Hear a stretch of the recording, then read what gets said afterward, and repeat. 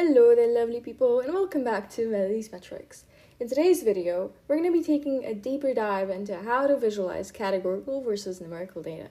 If you saw my previous video, which I'm going to link up right here on the screen, then you already know about the data types. And now we're going to explore the graphs that are best for each one. I'll explain everything in just 5 minutes, so let's jump right in.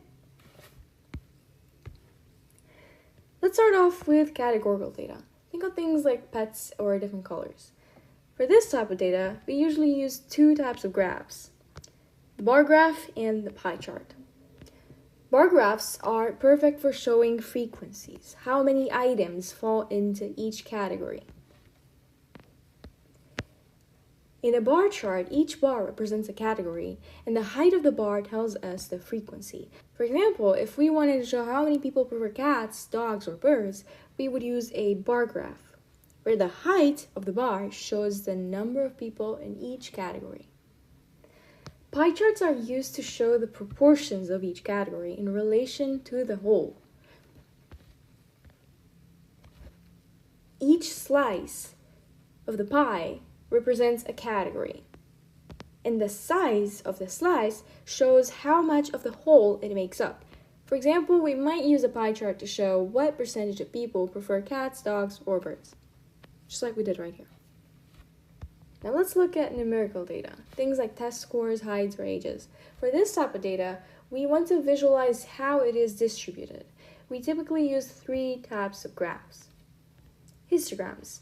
A histogram is perfect for showing how the data is spread across ranges, or bins. Each bar represents the frequency of data within a specific range. For example, if we had test scores, we could group the scores into ranges like 70, 80, 80 to 90, and so on and so forth. And the height of the bar would show how many people fall into each range. A dot plot shows each individual data point as a dot along a number line. And here's a look at it. It's a simple way to see exactly where each data point falls and works best for smaller data sets. Box plots summarize the spread of data by showing the median, quartiles, and any outliers. The box shows the middle 50% of the data, and the whiskers show the range.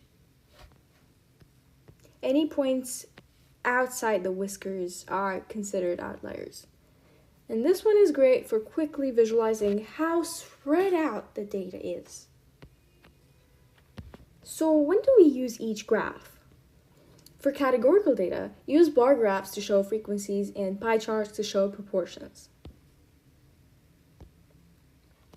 For numerical data, use histograms to show distribution, dot plots to see individual data points, and box plots to understand the spread and detect outliers. Now, like you've seen, I've included the R codes for each of these graphs in the notes, so be sure to take a screenshot to look at those and try them out yourselves. And here's a quick recap of everything for you to screenshot as well. And that's it! Now you've got a good grasp on visualizing categorical and numerical data.